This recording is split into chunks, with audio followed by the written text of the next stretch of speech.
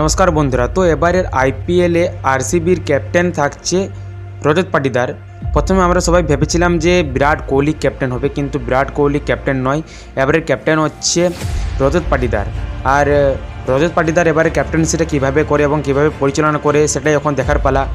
যেহেতু নিলামে আমরা সবাই বলছিলাম যে আরসিবির যে টিমটা তৈরি হয়েছে সে টিমটা খুবই একটা কমজোর টিম তৈরি হয়েছে। তো এই কমজোর টিম নিয়ে তারপর রজত পাটিদার কীভাবে তার ক্যাপ্টেন্সিটা পরিচালনা করে এবং আরসিবি এবারে কতটা যেতে পারে সেটাই এখন দেখার। যেহেতু আগের বছরে অনেকটা দেরি হয়ে গেছিলো আরসিবির কামব্যাক করতে, যখন প্রথমে অনেকগুলো ম্যাচ হেরে গেছিলো, তারপরে ম্যাচগুলো জিতে জিতে অনেকটা দূর গিয়েছিলো, তবে কামব্যাকটা করাটা অনেক দেরি হয়ে গেছিলো।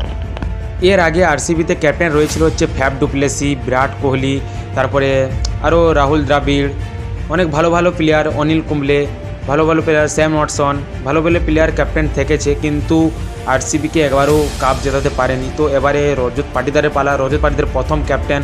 রজত পাটিদার যদি কাপ জেতাতে পারে বা পরের বছর যদি রজত পাটিদার যদি আরসিবিতে থাকে এবং আরসিবির যদি ক্যাপ্টেন থাকে, যদি রজত পাটিদার আরসিবিকে কাপ জিতিয়ে দিতে পারে, আইপিএল ট্রফি, তাহলে কিন্তু রজত পাটিদারের নামে একটা হিস্ট্রি ক্রিয়েট হয়ে যাবে, এটাই আর কি। রজত পাটিদার কিন্তু একটা নতুন প্লেয়ার বলেই চলে, কারণ এখনকার সময়ে যেমন বিরাট কোহলি, রোহিত শর্মা, এমনকি MS ধোনি, এরা কিন্তু এখন আর ক্যাপ্টেন নেই। ঋতুরাজ গায়কোয়াড়, হার্দিক পান্ডিয়া, শ্রেয়স আয়ার, এখনকার যেসব নতুন প্লেয়ারগুলো, শুভমন গিল, এরাই এখন সমস্ত ক্যাপ্টেন।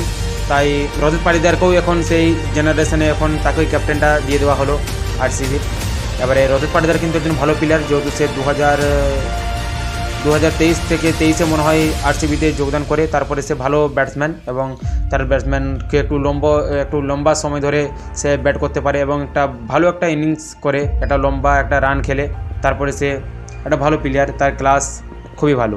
তো এবারে দেখা যাক যে রজত পাটিদার আরসিবিকে কাপ জেতাতে পারে কি না।